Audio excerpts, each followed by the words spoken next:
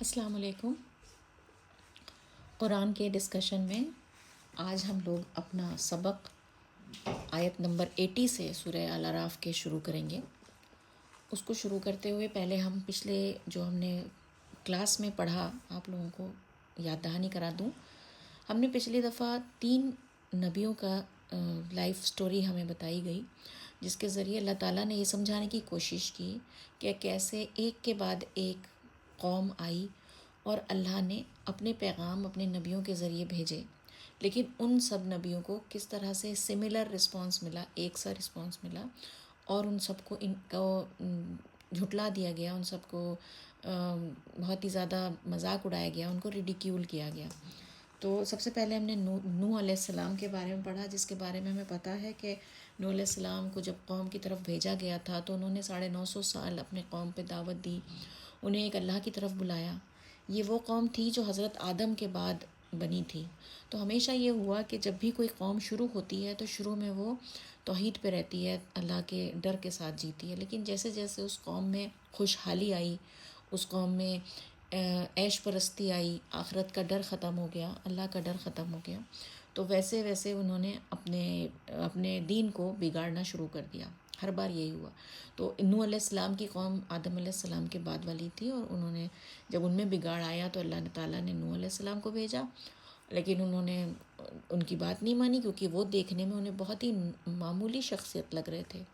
یہ بھی ہم نے تمام 3 نبیوں کی باتیں پڑھی، نوح کی اور ہود علیہ السلام کی اور صالح علیہ السلام کی جو پچھلی دفعہ۔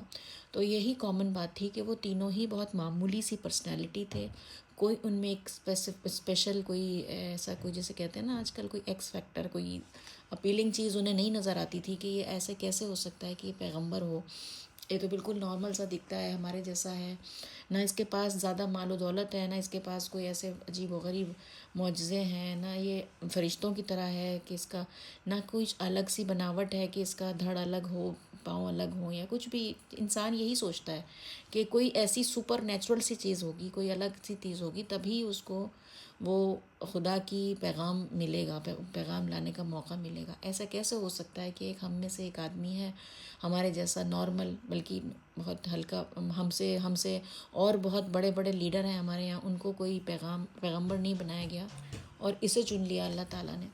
تو یہی معاملہ نوح علیہ السلام کے ساتھ ہوا، یہی معاملہ ہود علیہ السلام کے ساتھ ہوا، اور یہی معاملہ صالح علیہ السلام کے ساتھ ہوا۔ تو ہم نے یہی کامن پیٹرن دیکھا۔ پھر اس کے علاوہ ایک اور کامن پوائنٹ تھا، وہ یہ تھا کہ تینوں ہی نبیوں نے کہا اپنی قوم سے کہ میں تمہارا خیر خواہ ہوں۔ خیر خواہ مطلب ویل وشر۔ تو اس سے کلیئر ہوتا ہے کہ ایک دائی کا مطلب جو دعوت دیتا ہے، اور مدعو مطلب جس کو دعوت دی جاتی ہے۔ تو اس بات سے کلیئر ہوتا ہے کہ ایک دائی اور مدعو میں ہمیشہ صرف اور صرف خیر خواہی کا ریلیشن شپ رہتا ہے۔ اس کے علاوہ نہ وہ ہمارے رائیول ہیں، نہ ہمارے کمپٹیٹر ہیں، نہ انہیں نیچا دکھانا ہے، نہ انہیں ہرانا ہے۔ یہ صرف اور صرف ایک طرفہ بات ہوگی، ویل ویشنگ کی بات، کہ ان کی بھلائی چاہنے کے لیے بات کی جائے۔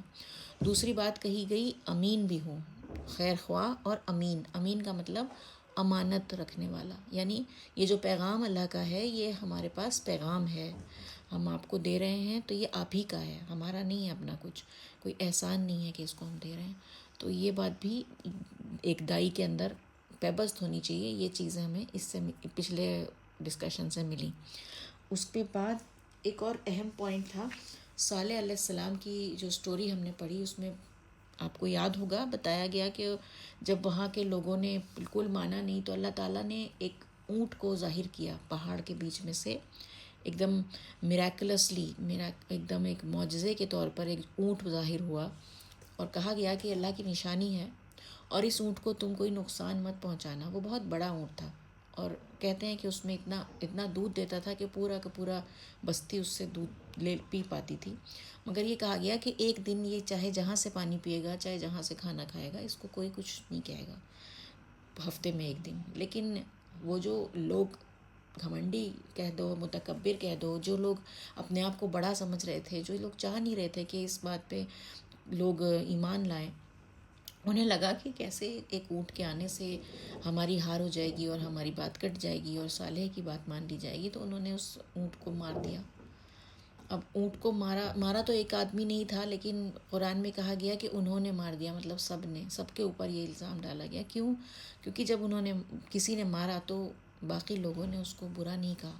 تو ایک اور بات اس میں اصول سمجھ میں آتا ہے کہ جب ہماری قوم کا کوئی آدمی کچھ برا کرے تو ہمیں اس کو فوراً کنڈیم کرنا چاہیے، برا کہنا چاہیے کہ اس نے غلط کیا، تبھی ہم اللہ کی نظر میں اس گناہ سے بچ سکتے ہیں.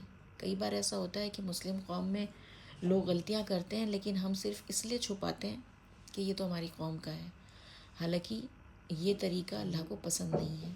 اس بارے میں شاید پہلے بھی کچھ ورسز ہوئی تھی جس پہ بات ہوئی تھی، لیکن یہاں سے بھی مجھے یہ سبق ملا کہ صالح علیہ السلام نے جو اونٹنی کی بات کی تھی اس کو صرف ایک آدمی نہیں مارا تھا، لیکن قرآن میں کہا گیا کہ انہوں نے مارا. تو اس کا مطلب یہی ہوا کہ اللہ کے نزدیک وہ سارے ہی بلیم وردی تھے، سب پہ ہی آروپ آتا ہے اس کا. تو ہمیں اگر آروپ سے بچنا ہے اللہ کے یہاں جا کے، جو بھی آج مسلمان غلط کرتے ہیں تو ہمیں اس کو کنڈیم بھی کرنا چاہیے، اس سے الگ اپنے آپ کو بتانا چاہیے. پھر دوسری بات یہ بھی سمجھ میں آئی تھی کہ اللہ تعالیٰ نے اونٹ ہی کیوں بھیجا. جب نشانی بھیجنی تھی تو اللہ تعالیٰ ایک شیر بھی بھیج سکتا تھا، کوئی ڈراؤنا جانور بھیج سکتا تھا کہ لوگوں کو ڈرا کے اپنے سے ڈرا کے کوئی اس پہ حملہ نہ کر سکتا. لیکن یہاں یہ سمجھ میں آتا ہے کہ اللہ تعالیٰ ہمارا ٹیسٹ اسی طرح لیتے ہیں کہ ایک بہت ہی نارمل معمولی سے آدمی کو پیغمبر بنا کے بھیجتے ہیں، ایک بہت ہی سیدھے سادے جانور کو اپنی نشانی بنا کے بھیجا تاکہ امتحان ہو سکے. کیونکہ ایک شیر سے تو سبھی ڈر جاتے اور وہ امتحان باقی نہ رہتا. تو ہمارا امتحان ہمیشہ اسی طرح سے ہوگا کہ ہماری آزادی، ہمارا ڈر اس پہ ہمارا آزادی باقی رہے اور ہمارا ڈر ہم پہ حاوی نہ ہونے پائے. تو تبھی انسان کے یہ امتحان ہوتا ہے کہ وہ واقعی خدا سے ڈر رہا ہے یا اس شیر سے یا اس جانور سے ڈر رہا ہے. اس لیے مجھے وہ بات سمجھ میں آئی کہ یہ اللہ تعالیٰ نے اونٹ اسی لیے بھیجا. پھر ایک اور بات یہ تھی کہ جو بھی یہ بعد میں جب ہم نے پڑھا تھا کہ اللہ تعالیٰ نے عذاب ان پہ قوموں پہ بھیجا، تو جو بھی عذاب آ جاتا تھا جس پہ، تو ان کے نبی یہی کہتے تھے ان سے کہ میں تو تمہارے لیے خیر خواہی کرتا تھا لیکن تم خیر خواہوں کو پسند نہیں کرتے. تو اس سے یہ بھی سمجھ میں آتا ہے کہ جو اصلی خیر خواہ ہوتے ہیں، اصلی ویل وشر ہوتے ہیں، وہ ہمیں حقیقت کی باتیں بتاتے ہیں، جو سچ بات ہے وہ بتاتے ہیں. وہ ہمارے لیے کوئی فینٹیسی کی باتیں نہیں کرتے ہیں، کوئی ہم سے وہ فریب نہیں کرتے ہیں. کیونکہ اگر ہم اپنے سچا خیر خواہ دیکھیں تو وہ ہمارا سچا خیر خواہ ہوگا جو ہمیں ہماری کمیاں بتائے. مسلم قوم کا سچا ویل وشر کون ہوگا؟ وہ ہوگا جو اسے بتائے کہ تم یہاں کمزور ہو، یہاں غلط ہو، اس کو صحیح کرو. اور جو لوگ مسلم قوم کو بھڑکائیں کہ نہیں یہ بھی کرو وہ بھی کرو، اور دیکھیں کہ برا حال ہو رہا ہے تب بھی اس کو بھڑکائے جا رہے ہیں، ان کی تعریفیں کرے جا رہے ہیں، ہمت دلائے جا رہے ہیں، تو اس کا مطلب وہ سچے خیر خواہ ہیں؟ نہیں ہو سکتا ایسا. تو یہی اس وقت کا زمانہ تھا جب نبیوں نے ان کی خیر خواہی کی تو وہ انہیں سمجھ نہیں آئی. انہیں لگا کہ یہ کیسی باتیں کر رہا ہے، تو ہماری برائیاں کر رہا ہے. ہماری برائی کرنے کے لیے تھوڑی نا ہم اسے پسند کریں گے. پسند تو ہم اسے کریں گے جو ہماری تعریف کرے، جو ہمارے اندر فخر کی پیدا کرے کہ ہاں ہم کتنی اچھی قوم ہیں. تو یہ بھی بات بہت سوچنے کی ہے آج ہم مسلمانوں کو کہ ہم کن لوگوں کو اپنا بھلا مانتے ہیں کہ یہ ہماری بھلائی کرنے والے ہیں یا ہمارے لیے ہمدرد ہیں. وہ اس پہ ہمیں ضرور غور کرنا چاہیے. جیسے کہ گھر میں بھی ہم دیکھتے ہیں کہ ہمارے بڑے جب ہمیں ٹوک رہے ہیں، ہمیں بتا رہے ہیں، تو وہ بھی ہماری بھلائی کے لیے کرتے ہیں. اور ایسے ہی قوم کے لیڈرز ہوتے ہیں، جو لیڈر ٹوکے، جو لیڈر کمی بتائے، وہی ہمارا سب سے اچھا رہنما ہوتا ہے. اب یہ سارے سبق ہمارے ان 3 نبیوں کے قصے سے تھے. آج کی ورسز میں بھی ہم آگے کچھ نبیوں کی واقعات بتائیں گے اور اس کے بعد اس سے سبق لیں گے. تو آیت نمبر 80 سے میں شروع کر رہی ہوں ہندی ترجمہ. اعوذ باللہ من الشیطان الرجیم، بسم اللہ الرحمن الرحیم. اور ہم نے لوط کو بھیجا جب اس نے اپنی قوم سے کہا، کیا تم کھلی بے حیائی کا کام کرتے ہو جو تم سے پہلے دنیا میں کسی نے نہیں کیا؟ تم عورتوں کو چھوڑ کر مردوں سے اپنی خواہش پوری کرتے ہو، بلکہ تم حد سے گزر جانے والے لوگ ہو. حضرت لوط جو تھے حضرت ابراہیم علیہ السلام کے بھتیجے تھے، وہ بھی جب حضرت ابراہیم اپنا گھر بار چھوڑ کے نکلے عراق سے تو حضرت لوط بھی ان کے ساتھ ہو گئے. حضرت لوط جس ایریا میں جا کے بسے جہاں ان کی قوم تھی وہ ڈیڈ سی کے آس پاس کا علاقہ تھا اور وہاں پہ وہ اپنی قوم کے ساتھ رہنے لگے. پھر دھیرے دھیرے ان کی قوم میں خوشحالی آئی، عیش پرستی آئی، یہاں تک یہ حال ہو گیا کہ ان کی اتنی زیادہ گمراہی ان کے اندر آ گئی کہ وہ اپنی physical intimacy, physical relation ships کے لیے ہومو سیکچول طریقوں پہ آ گئے، جس کو آج کی ڈیٹ میں ہومو سیکچولیٹی کہتے ہیں. اس پہ انہوں نے اس کو اختیار کرنا شروع کر لیا اور پیغمبر نے انہیں اس کھلی ہوئی بے حیائی سے ڈرایا کہ یہ تو بہت بے حیائی کا کام ہے، اللہ کو ناپسندیدہ کام ہے. کیونکہ جو خدا نے ایک اسکیم بنائی ہے کسی بھی چیز کی تو اس میں فزیکل ریلیشن شپ ہسبینڈ اور وائف کے بیچ میں لافل کیے گئے ہیں، وہی اس کی اسکیم ہے. اور اگر یہ ریلیشن شپ ایک اس مرد اور عورت کے بیچ میں نہ ہو کر مرد مرد میں یا عورت عورت میں ہوں گے تو یہ خدا کی اسکیم سے خلاف ہونا ہے، یہ فساد ہے. جب ہم خدا کی اسکیم کے خلاف چلتے ہیں اسی کو قرآن میں فساد کہا جاتا ہے. اور اللہ تعالیٰ قرآن میں یہ بھی بار بار آ چکا ہے، ہمارے ورس ہم نے پڑھی ہے کہ دنیا میں فساد نہ کرو اس کی اصلاح کے بعد. کہ جب اللہ نے اس کو بالکل صحیح بنا دیا، اس کا ایک پروگرام بھی بنا دیا کہ اس طرح سے دنیا چلے گی، پھر اس میں تم بگاڑ کرو گے اپنی مرضی سے تو وہ فساد مانا جائے گا اور وہ سخت ناپسندیدہ، بہت ہی ناقابل معافی جرم ہے اللہ کے نزدیک. تو یہ جرم لوط علیہ السلام کی قوم کرتی تھی. اس کے لیے وہ حضرت لوط انہیں بہت زیادہ سمجھاتے تھے، مگر اس کی قوم کا جواب اس کے سوا کچھ نہ تھا کہ انہیں اپنی بستی سے نکال دو. مطلب ان کی قوم اتنی سرکش ہو گئی تھی، انہیں اتنا ذرا بھی ڈر نہیں تھا کہ پیغمبر کے لیے وہ ایسے سوچتے تھے کہ اس کو بستی سے نکالو، یہ بہت زیادہ ہمیں تنقید کرتا ہے، پریشان کرتا ہے. یہ لوگ بڑے پاک باز بنتے ہیں کہ یہ اپنے آپ کو بہت پاک سمجھتا ہے نا، بہت زیادہ ایسی باتیں کرتا ہے تو اس کو یہاں سے ہٹاؤ. پھر ہم نے بچا لیا لوط کو اور اس کے گھر والوں کو اور اس کی بیوی کے سوا جو پیچھے رہ جانے والوں میں سے بنے. تو اللہ تعالیٰ نے پھر عذاب بھیجا لوط کی قوم پہ، ان کو اور ان کے گھر والوں کو بچا لیا گیا اور ان کی بیوی اسی میں ختم کر دی گئی کیونکہ وہ ان کے ساتھ دینے لگی. اور ہم نے ان پر بارش برسائی پتھروں کی، پھر دیکھو کیسا انجام ہوا مجرموں کا. تو یہ قصہ تھا حضرت لوط کی قوم کا.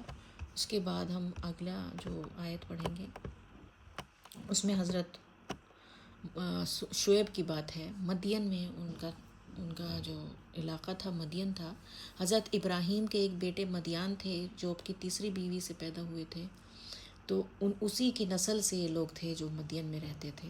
تو مدین کی طرف جب ایک پیغمبر کو اللہ تعالیٰ نے بھیجا، وہاں کی بات کی جا رہی ہے. وہاں پہ کیا تھا، وہ ایک خدا کو تو مانتے تھے لیکن وہ اتنا زیادہ ان کے اندر خوشحالی آ گئی تھی، بزنس تھا، تجارت تھی ان کے اندر، لیکن آنیسٹی ختم ہو گئی تھی. بہت زیادہ کرپشن تھا، جیسے آج کہتے ہیں نا گھوس خوری اور بے ایمانی، پیسے کے پیچھے الٹا سیدھا لوگوں کے ساتھ زیادتی کرنا، ظلم، یہ سب بڑھ گیا تھا ان کے اندر. تو اس کے لیے نبی کو وہاں بھیجا گیا، ان کا نام شعیب تھا. اور مدین کی طرف ہم نے ان کے بھائی شعیب کو بھیجا. اس نے کہا اے میری قوم، اللہ کی عبادت کرو، اس کے سوا کوئی تمہارا معبود نہیں. تمہارے پاس تمہارے رب کی طرف سے دلیل پہنچ چکی ہے. تو اللہ کی عبادت کی بات کی، کہا کہ وہی عبادت کے لائق ہے. پھر آگے کہا گیا بس ناپ اور تول پوری کرو، جو تم ناپ تول کرتے ہو نا اس میں گڑبڑ نہیں کرو، اور مت گھٹا کر دو لوگوں کو ان کی چیزیں. یہی ان کے اندر پرابلم تھی کہ وہ ڈس آنیسٹ ہو گئے تھے، بے ایمان ہو گئے تھے. اور فساد نہ ڈالو زمین میں اس کی اصلاح کے بعد. وہی بات آ گئی جو اوپر بتائی میں نے کہ اس کی اصلاح کے بعد فساد نہ ڈالو کا مطلب کچھ بھی چیز خدا کی اسکیم سے الگ کرنا ایک فساد ہے. یہ خدا کی اسکیم ہے کہ جس نے جو قیمت دی ہے اس کو اس کا اتنا ملنا ہے. جس کا جو کام ہے وہ ڈیوٹی اس کو کرنی ہے. اپنی ڈیوٹی کو پورا نہ کرنا یہ فساد ہے. اگر ایک بیٹے کی ڈیوٹی ہے اپنے ماں باپ کے لیے، ایک بہو کی ڈیوٹی ہے اپنے ساس سسر کے لیے، ایک بیٹی کی ڈیوٹی ہے اپنے ماں باپ کے لیے، ایک ماں کی ڈیوٹی ہے اپنے بچوں کے لیے، اپنے شوہر کی، ہر آدمی کی ایک ڈیوٹی ہے. ایسے ہی پروفیشنل طور پہ بھی ایک انجینئر کی ڈیوٹی، ایک ڈاکٹر کی ڈیوٹی، سب ڈیوٹیز جو ہیں وہ پوری طرح سے ادا کرنی ہے، گھٹا کے نہیں دینا ہے کچھ بھی. تو یہاں پہ یہی کہا جا رہا ہے مت گھٹا کر دو لوگوں کو ان کی چیزیں، اور فساد نہ ڈالو زمین میں اس کی اصلاح کے بعد. یہ تمہارے حق میں بہتر ہے اگر تم مومن ہو، اور راستوں پر مت بیٹھو کہ ڈراؤ، اور اللہ کی راہ سے ان لوگوں کو روکو جو اس پر ایمان لا چکے ہیں، اور اس راہ میں کجی تلاش کرو۔ مطلب نہ تو ڈس آنیسٹی کرو، اللہ کی بات کو مانو، ایک خدا سے ڈرو، اور دوسرا جو لوگ ایمان لانا چاہ رہا ہے، جو ایمان لا رہا ہے، اس کے راستوں میں نہ بیٹھو، مطلب اس کے لیے مشکلیں مت پیدا کرو کہ وہ اپنے ایمان کے راستے پہ چل رہا ہے۔ اور یاد کرو جب کہ تم بہت تھوڑے تھے، پھر تمہیں بڑھا دیا، اور دیکھو فساد کرنے والوں کا کیا انجام ہوا۔ اور اگر تم میں سے ایک گروہ اس پر ایمان لایا ہے جو دے کر میں بھیجا گیا ہوں، اور ایک گروہ ایمان نہیں لایا ہے، تو انتظار کرو یہاں تک کہ اللہ ہمارے درمیان فیصلہ کر دے، اور وہ بہت بہتر فیصلہ کرنے والا ہے۔ تو یہی کہا کہ تم اپنے اوپر اللہ کی نعمتوں کو یاد کرو، اس نے تمہیں کتنا خوشحال بنایا۔ تم سے پہلے جو قومیں تھیں، سمود کی قوم، عاد کی قوم، یہ سب قومیں ہلاک کر دی گئی تھیں، پھر تم آئے اور تم بھی اب یہی سب کر رہے ہو۔ یہ اس طرح سے ان کو بھی پاسٹ کا ریفرنس دے کے سمجھایا جا رہا ہے۔ جو سمود بھی بہت زیادہ پراسپیرس لوگ تھے، انہوں نے اپنے اس میں آیت میں تھا کہ محل بنا رکھے تھے پہاڑوں کے اندر تراش تراش کے، تو بہت ابھی تک وہ محل موجود ہیں۔ اگر آپ اس کو سرچ کریں گے انٹرنیٹ پہ تو آپ کو ملے گا کہ وہ محل اس طرح کے بنے ہوئے ہیں کہ اول درجے کی انجینئرنگ اور آرکیٹیکٹ اور اول درجے کی میتھمیٹکس ہونی چاہیے، تبھی وہ چیز سمجھ میں آئے گی۔ تو وہ لوگ اتنے ڈیولپڈ لوگ تھے۔ تو ایسے ہی یہ لوگ بھی، مدین کے لوگ بھی اتنے پراسپیرس، اتنے خوشحال لوگ تھے۔ تو انہوں نے انہی کو دیکھ کے کہا کہ دیکھو فساد کرنے والوں کا کیا انجام ہوا تھا، پہلے کی باتیں دیکھو۔ اگر تم میں سے کچھ لوگ ایمان لا رہے ہیں اور کچھ لوگ نہیں لا رہے ہیں، تو اب اللہ ہی فیصلہ کرے گا کہ تم میں کون ہے جو بہتر سائڈ پہ ہے، مطلب کون اللہ کی نظر میں بہتر ہے۔ پھر ان کے ساتھ بھی وہی ہوا۔ قوم کے جو بڑے متکبر تھے انہوں نے کہا کہ اے شعیب، ہم تمہیں اور ان لوگوں کو جو تمہارے ساتھ ایمان لائے ہیں اپنی بستی سے نکال دیں گے، یا تم ہماری ملت میں پھر سے آ جاؤ۔ انہوں نے ایک دم سے یہی وارننگ دی ان کو بھی کہ ہم تمہیں نکال دیں گے یہاں سے، الگ کر دیں گے، یا تو تم واپس ہمارے جیسے ہو جاؤ۔ تب شعیب علیہ السلام نے کہا، شعیب نے کہا، کیا ہم بیزار ہوں تب بھی، مطلب ہم تم لوگوں کے ساتھ رہنا نہیں چاہتے ہو تب بھی کیا تم ایسا کرو گے؟ ہم اللہ پر جھوٹ گڑنے والے ہوں گے اگر ہم تمہاری ملت میں لوٹ آئیں۔ اگر ہم پھر سے تمہارے دین کو مان لیں گے تو اس کا مطلب ہم نے جھوٹ بولا اللہ پر۔ اس کے بعد اس کے کہ اللہ نے ہمیں اس سے نجات دی، جب اللہ نے ہمیں وہ جھوٹ ہٹا دیا ہمارے اوپر سے، ہمیں سچائی بتا دی، پھر بھی اگر ہم تمہاری بات مان لیں گے تو ہم تو جھوٹے ہو گئے نا، کہ اللہ کی بات کو جھوٹ بنا دیا ہم نے۔ اور ہم سے یہ ممکن نہیں کہ ہم اس ملت میں لوٹ آئیں مگر یہ کہ خدا ہمارے رب ہی ایسا چاہے۔ مطلب اگر اللہ ہی ایسا چاہ رہا ہوگا کسی وجہ سے کہ ہم آپ لوگوں کے ساتھ مل جائیں تو ٹھیک ہے، نہیں تو ہم یہ نہیں کر سکتے، یہ ممکن نہیں۔ اس سے پتہ چل رہا ہے کہ ایک مومن ہر وقت اللہ کی مرضی سے کتنا زیادہ ڈرتا ہے۔ وہ یہ سوچتا ہے کہ جو کچھ بھی کرتا ہے اللہ ہی کرتا ہے، ہم تو صرف ارادہ کر سکتے ہیں کہ ہم نہیں مل پائیں گے تم لوگوں میں، لیکن اگر اللہ چاہتا ہوگا کسی وجہ سے ہمیں ملانا تو ٹھیک ہے۔ ہمارا رب ہر چیز کو اپنے علم کے گھیرے میں گھیرے ہوئے ہے۔ ہم نے اپنے رب پر بھروسہ کیا، اے ہمارے رب اور ہماری قوم کے درمیان، اے ہمارے رب ہمارے اور ہماری قوم کے درمیان حق کے ساتھ فیصلہ کر دے، تو بہترین فیصلہ کرنے والا ہے۔ اور ان بڑوں نے جنہوں نے اپنی قوم میں سے انکار کیا تھا کہا کہ اگر تم شعیب کی پیروی کرو گے تو تم برباد ہو جاؤ گے۔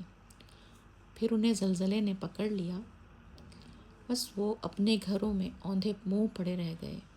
جنہوں نے شعیب کو جھٹلایا تھا گویا وہ کبھی اس بستی میں بسے ہی نہ تھے، جس نے شعیب کو جھٹلایا وہی گھاٹے میں رہے۔ اس وقت شعیب ان سے منہ موڑ کر چلا اور کہا، اے میری قوم، میں اپنے رب کے پیغامات پہنچا چکا اور تمہاری خیر خواہی کر چکا، اب میں کیا افسوس کروں منکروں پر۔ تو یہاں پہ وہی بات پوری بتائی گئی، کیسے ان کے جو بڑے لوگ تھے انہوں نے سوچا ہم تو اس کی بات مانیں گے، چھوٹے سے معمولی آدمی کی بات ہوئی بات تو ہمارا بڑپن کم ہو جائے گا، لوگ ہمیں کیا سمجھیں گے، ہماری پوزیشن ڈاؤن ہو جائے گی، ہم تو نہیں مان سکتے، ہم تو کہیں گے کہ بھئی نکل جاؤ یہاں سے، الٹیمیٹم دے دیا انہوں نے۔ اور پھر انہوں نے اللہ سے دعا کی کہ اللہ تعالیٰ اب تو ہی فیصلہ کر ہمیں کیا کرنا ہے. تو اللہ نے ایک زلزلہ کر کے ان کو ساری جو قوم تھی تباہ کر دیا. صرف وہ لوگ بچے جو حضرت صالح علیہ السلام حضرت شعیب علیہ السلام کے ساتھ تھے. تو پھر سے وہی ہسٹری دہرائی گئی جو اس سے پہلے ہوا. ہر بار سیم سٹوری ہوتی چلی گئی. تو یہی بات ہے جیسے اللہ تعالیٰ جیسے میں نے شروعات میں بات کی تھی کہ اللہ تعالیٰ ہمیشہ نبی بھیجتے رہے اور ہمیشہ انہی لوگوں کو فائدہ ملا جنہوں نے اپنے دماغ کو اس بات کے لیے تیار کیا، جنہوں نے اپنے آپ کو چاہا کہ وہ خدا سے جڑیں، جنہوں نے خود سے کوشش کی وہی ایمان لا پائے. باقی لوگوں کو وہ فائدہ ہی نہیں دے پایا، مطلب نبیوں کے ساتھ وہ رہے اور پھر بھی انہیں پہچان نہیں پائے. بہت بڑی بات ہے. آج ہم سوچتے ہیں کہ نبی تھا، کیسے نہیں ان لوگوں نے پہچانا ہوگا، کیسے وہ لوگ جھوٹے ہوں گے، مکار ہوں گے. لیکن ہم بھی کہیں ایسی غلطیوں میں تو نہیں مبتلا ہیں. ہمیں بار بار اپنے بارے میں سوچتے رہنا ہے. اب ہم آگے کی ورس پڑھیں گے، اس میں اللہ تعالیٰ اپنی کچھ سنت بتا رہے ہیں، اپنا طریقہ بتا رہے ہیں. اور ہم نے جس بستی میں بھی کوئی نبی بھیجا اس کے باشندوں کو ہم نے سختی اور تکلیف میں مبتلا کیا تاکہ وہ گڑ گڑائیں. مطلب جب بھی اللہ تعالیٰ نے اب ایک تو یہ تھا کہ نبی بھیج رہے تھے اللہ تعالیٰ، لیکن اس کے بعد بھی وہ یہ نہیں تھا کہ ہاں ٹھیک ہے اب ایسی پیسو بیٹھے ہوئے تھے، دیکھ رہے تھے کہ لوگ کیا کریں گے. وہ بھی کوشش کر رہے تھے، اللہ تعالیٰ بھی کوشش لگاتار کر رہے تھے کہ کسی طرح لوگوں کا دل سافٹ ہو اور وہ لوگ سمجھ پائیں کہ یہ سچائی ہے، وہ لوگوں کا دھیان اس طرف اٹریکٹ ہو. تو اس کے لیے وہ کیا کرتے تھے کہ جب بھی کوئی نبی آتا تھا اور لوگ منع کرتے تھے ان کی بات کو ماننے کو، تو وہ اس قوم پہ، وہاں کے لوگوں پہ طرح طرح کی چھوٹی چھوٹی پریشانیاں ڈالتے تھے. کچھ بیماری، کچھ چھوٹے موٹے عذاب، جیسے عذاب ورڈ صحیح نہیں ہے، چھوٹے موٹے سختی جیسے کہ سوکھا پڑ جانا، بارش زیادہ ہو جانا. تو یہ سب چیزیں ہوتی تھیں، بیماریاں ہونا.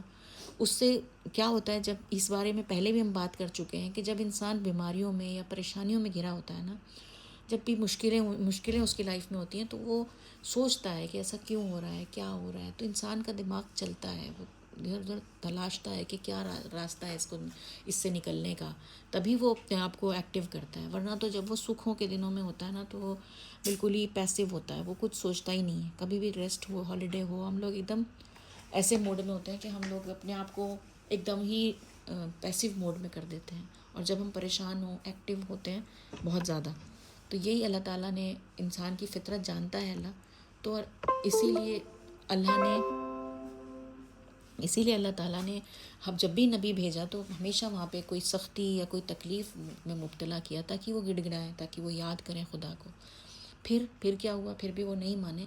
تو پھر ہم نے دکھ کو سکھ سے بدل دیا، یہاں تک کہ انہیں خوب ترقی ہوئی اور وہ کہنے لگے کہ تکلیف اور خوشی تو ہمارے باپ داداؤں کو بھی پہنچتی رہی ہے. پھر اللہ تعالیٰ نے کہا ٹھیک ہے، سکھ آ گیا وہاں پہ واپس. یہ لوگ نہیں سمجھ رہے ہیں تو اب سکھ آ گیا، بہت زیادہ خوشحال ہو گئے. تو وہ لوگ سوچنے لگے کہ ارے دکھ سکھ کا کیا ہے، آتے جاتے رہتے ہیں. تو کبھی سکھ، اب پہلے دکھ تھا اب سکھ آ گیا. مطلب انہوں نے اس چیز کو بالکل ہی انڈیفرنٹ ہو گئے، اس چیز سے کوئی سبق ہی نہیں لیا کہ ہم پریشان تھے اب ہم خوشحال ہو گئے تو کیا ہوا، ہمیں شکر کرنا چاہیے، پہلے ہم کتنا پریشان ہو رہے تھے، یہ کس نے سب ٹھیک کیا. کوئی سبق نہیں لیا. پھر ہم نے انہیں اچانک پکڑ لیا اور وہ اس کا گمان بھی نہ رکھتے تھے. مطلب اچانک آتی ہے جب پکڑ آتی ہے اللہ کی، یہ بات عجیب ہے. اللہ تعالیٰ کی جو پکڑ ہوگی انسان کو گمان بھی نہیں ہوگا کہ کہاں سے پکڑ آئے گی. یہی سب سے زیادہ خطرناک بات ہے. انسان سوچتا ہے کہ ہم محفوظ ہیں، اپنے گھروں میں ہیں، ہمارے ساتھ ہمارے گھر والے ہیں، رشتہ دار ہیں، لیکن پتہ نہیں ہوتا کہاں سے اللہ پکڑے گا. اور اگر بستیوں والے ایمان لاتے اور ڈرتے تو ہم ان پر آسمان اور زمین کی نعمتیں کھول دیتے. اللہ نے کہا کہ انہوں نے ایمان ہی نہیں لایا، کیا کریں، ورنہ تو ان کے لیے بہت ساری چیزیں تھیں، اللہ کے پاس بہت ساری نعمتیں تھیں. مگر انہوں نے جھٹلایا تو ہم نے انہیں پکڑ لیا ان کے اعمال کے بدلے. پھر کیا بستی والے اس سے بے خوف ہو گئے ہیں کہ ان پر ہمارا عذاب رات کے وقت آ پڑے جبکہ وہ سوتے ہوں؟ یا کیا بستی والے اس سے بے خوف ہو گئے ہیں کہ ہمارا عذاب آ پہنچے ان پر دن چڑھے جبکہ وہ کھیلتے ہوں؟ کیا یہ لوگ اللہ کی تدبیروں سے بے خوف ہو گئے ہیں؟ بس اللہ کی تدبیروں سے وہی لوگ بے خوف ہوتے ہیں جو تباہ ہونے والے ہوں. جو ہم بات کر رہے تھے وہ یہی تھی کہ اللہ تعالیٰ اپنا جو مختلف حالات انسان کی زندگی میں پیدا کرتے ہیں اس میں بہت سبق ہوتا ہے. اگر انسان یا کوئی قوم یہ دیکھے اور سمجھے کہ کیوں ایسا ہو رہا ہے کہ ہم پریشانیوں میں ہیں، کیوں ایسا ہو رہا ہے کہ ہر طرف سے ہم پہ بے عزتی ہو رہی ہے، ہمیں پھینکا جا رہا ہے، ہمیں عذاب دیا جا رہا ہے، ہر طرف ہم پریشان ہو رہے ہیں؟ تو اس قوم کو یا اس انسان کو اپنے بارے میں سوچنا چاہیے کہ خدا ہم سے کیا چاہتا ہے، اللہ کے بارے میں سوچنا چاہتا ہے، اللہ کے بارے میں سوچنا چاہیے، اور یہی خدا کا منشا ہوتا ہے اس وقت۔ لیکن اگر ہم سوچیں کہ حالات تو بدل گئے، ہم تو پھر ٹھیک ہو گئے، تو سب اس کا مطلب دن تو بدلتے رہتے ہیں، کبھی دھوپ ہے کبھی چھاؤں ہے، ایسی زندگی چلتی رہتی ہے، یہ سوچ ہمارے لیے غفلت پیدا کرتی ہے۔ غفلت مطلب ہم بالکل کیئرلیس ہو جاتے ہیں، اور اسی میں اچانک ہماری پکڑ آتی ہے، اور اس پکڑ میں یہ نہیں ہمیں پتہ کہ کب صبح کو پکڑ ہو، رات کو پکڑ ہو۔ اللہ تعالیٰ بستیوں کو یہی کہہ رہا ہے کہ کیا وہ بے خوف ہو گئے ہیں کہ ہمارا عذاب رات کے وقت آ پڑے جب کہ ہم سو رہے ہوں، یا پھر دن میں آ جائے جب کہ ہم دن میں اپنے کاموں میں لگے ہوئے ہوں۔ اور اللہ کی جو تدبیریں ہیں، جو بھی اس کی پلاننگ ہے، اس سے کوئی انسان اپنے آپ کو بے خوف کیسے کر سکتا ہے؟ اللہ کی تدبیروں سے وہی لوگ بے خوف ہو سکتے ہیں جو تباہ ہونے والے ہوں۔ مطلب اپنے آپ کو تباہی اور ڈسٹرکشن اگر چاہتا ہے انسان، تبھی وہ خدا سے بے خوف ہو کے جی، ورنہ تو کسی طرح سے بھی کوئی انسان بے خوف نہیں ہو سکتا۔ تو بہت زیادہ سوچنے کی بات ہے کہ اتنے سارے اگزامپل قرآن نے ہمیں جو بتائے بار بار، ابھی جو ہم نے پڑھے، 5 ہم نے پروفٹس کا واقعہ پڑھا، اور اس کے بعد اللہ تعالیٰ نے اپنی بھی کوشش بتائی کہ کیسے اس نے بھی انسانوں کے دلوں کو نرم کرنے کی کوشش کی، تب بھی انسان کوئی سبق نہ لے سکے۔ تو ان کو ہمیں پاسٹ کی سٹوری نہیں سمجھنا ہے کہ ہو گیا، ایسا ہوا تھا، ایسا ہوا تھا، سٹوری بیڈ ٹائم سٹوری سمجھ کے سو گئے ہیں، ایسا نہیں۔ ان سے ہمیں سبق لینا ہے۔ انسان وہی عقل مند ہے جو دوسروں کے ایکسپیرینسز سے سیکھ لے۔ دوسروں کے ساتھ یہ تجربہ ہوا، ہمارے ساتھ نہ ہو، اس انسان کو عقل مند مانا جاتا ہے۔ اگر اپنے اوپر ایکسپیرینس ہونے کے بعد آدمی سیکھنا چاہتا ہے تو وہ کوئی عقل مندی کی بات نہیں ہے۔ تو ان میں مجھے یہ لگا کہ ہمارے لیے بہت بڑا سبق ہے کہ ہم آج اپنے آپ کو دیکھیں، ایز این انڈیویژول اور ایز اے قوم بھی، دونوں طرح سے اپنے آپ کو چیک کریں۔ یہی ہماری آج کی ورسز تھیں، اس کو اب ختم کرتے ہیں دعا کے ساتھ۔ اعوذ باللہ من الشیطان الرجیم، الحمد للہ رب العالمین الرحمن الرحیم۔ یا اللہ، آپ سب سے زیادہ تعریف کے قابل، آپ ہی سب سے زیادہ شکر کے قابل ہیں۔ یا اللہ، آپ نے انسانوں کو بنا کے ایسا نہیں چھوڑ دیا، اللہ تعالیٰ آپ نے ان کے صراط مستقیم پہ چلنے کا پورا انتظام کیا۔ آپ نے ان کو ہدایت بھیجی، نبیوں کے ذریعے، کتابوں کے ذریعے، آپ نے ان کو حالاتوں کے ذریعے ہدایت بھیجی۔ لیکن ہم انسانوں نے ہمیشہ تاریخ میں یہ ہوا کہ ہم میں سے بہت کم لوگوں نے آپ کی ہدایت کو مانا۔ ہم نے یہ پروو کرا کہ ہم بہت زیادہ سخت دل والے ہیں، ہم اپنی خوشحالیوں میں مگن رہنے والے ہیں۔ یا اللہ، ہمیں ایسا انسان بننے سے بچا لیجئے، ہمیں بار بار غفلت میں جانے سے بچا لیجئے۔ یا اللہ، میں یہی کہوں گی کہ ہمیں انگلی پکڑ کے صراط مستقیم پہ چلائیے۔ آپ نے ہمیں صراط مستقیم دکھا تو دی، لیکن شیطان ہمیں بار بار اس سے برگلا دیتا ہے۔ ہمیں آپ دھکیل کر صراط مستقیم پہ رکھیں، ہم اسی